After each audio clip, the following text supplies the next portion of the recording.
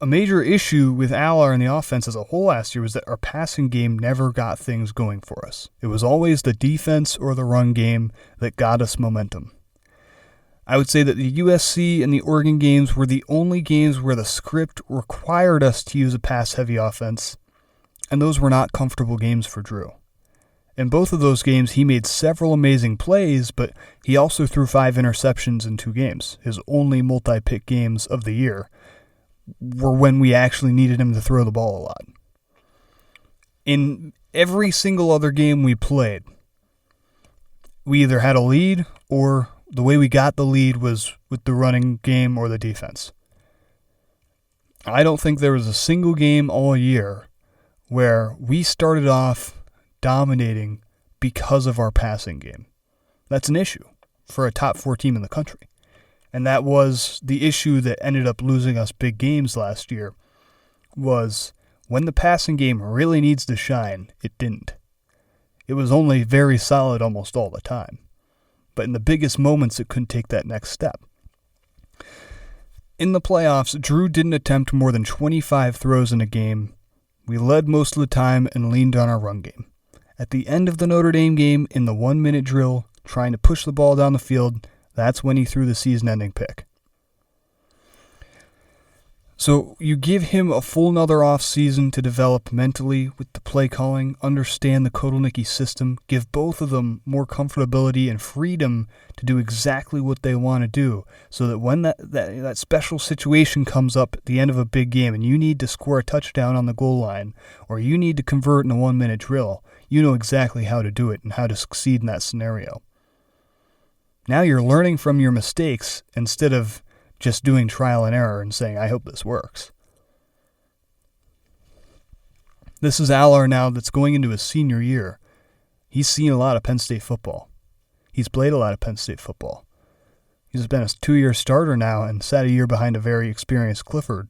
This is a guy that's now has the responsibility of not just winning games, but also leading the team. And I'm confident he can do that. And then the other thing that I'm going to talk about him next week, but a revamped receiver room could do wonders for Allar. High drop rates from receivers has plagued him the last 2 years in a way that I don't think enough people are talking about.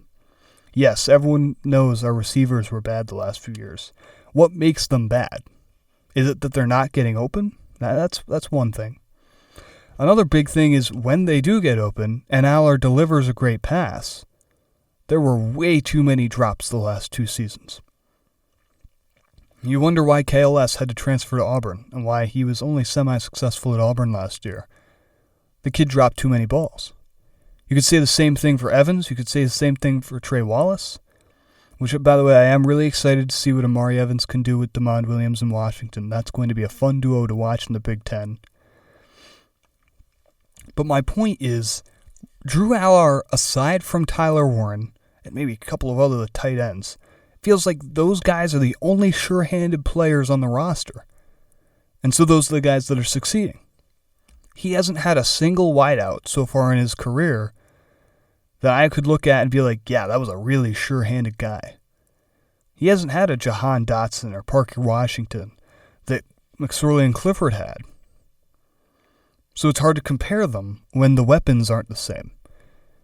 And then you got Tyler Warren basically leading every receiving statistic and creating team records and all that. Yes, Warren was a fantastic player and a historic player, but that came from a level of volume that is not normal from a tight end.